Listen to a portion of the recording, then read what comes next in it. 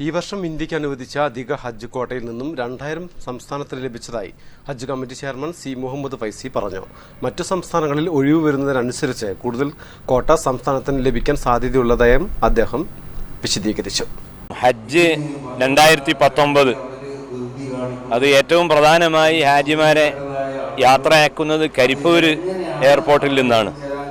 കുറേ കാലമായി കരിപ്പൂർ ഹജ്ജ് ഹൗസ് മുടങ്ങി നിൽക്കുന്നത് കൊണ്ട് അവിടെ ബിൽഡിങ്ങും അവിടെയുള്ള സൗകര്യങ്ങളൊക്കെ പുനഃക്രമീകരിക്കേണ്ടതുണ്ട്. ആ വിഷയത്തിലാണ് ഇപ്പോൾ ഉള്ളത്. റമദാൻ ഏതായാലും പ്രത്യേക പ്രവർത്തനങ്ങളൊന്നുമില്ലെങ്കിലും ആഭ്യന്തര ഒരുക്കങ്ങൾക്ക് വേണ്ടിയാണ് റമദാൻ വെച്ചിട്ടുള്ളത്. ജൂലൈ 4-നാണ് ഇൻഷാ അല്ലാഹ് ആദ്യത്തെ ഫ്ലൈറ്റ്. 14,000-ഓളം പേരെയാണ് ഈ വർഷം നിലവിൽ ഹജ്ജ് യാത്രയ്ക്കായി തിരഞ്ഞെടുത്തിട്ടുള്ളത്. 30,000-ഓളം പേർ ഇപ്പോഴും വെയിറ്റിംഗ് ലിസ്റ്റിലാണ്. തിരഞ്ഞെടുത്തവർക്കുള്ള ആദ്യഘട്ട പരിശീലനം കഴിഞ്ഞു. രണ്ടാം ഘട്ടം റംസാനിന് ശേഷം നടക്കുമെന്നും അദ്ദേഹം അറിയിച്ചു. വർഷങ്ങൾക്ക് ശേഷം ഇത്തവണ കരിപ്പൂരിൽ നിന്നാണ് സംസ്ഥാന ഹജ്ജ് കമ്മിറ്റി മുഖേന പോകുന്നവർ യാത്ര പുറപ്പെടുക. ഇതിനായി കരിപ്പൂരിലെ ഹജ്ജ് ഹൗസിന്റെ അറ്റകുറ്റപ്പണികൾ ഉടൻ നടത്തുമെന്നും അദ്ദേഹം പറഞ്ഞു. അവിടെ ഒന്ന് വൃത്തിയാക്കാനുണ്ട്, വേറെ സൗകര്യങ്ങളൊക്കെ ഉണ്ട്.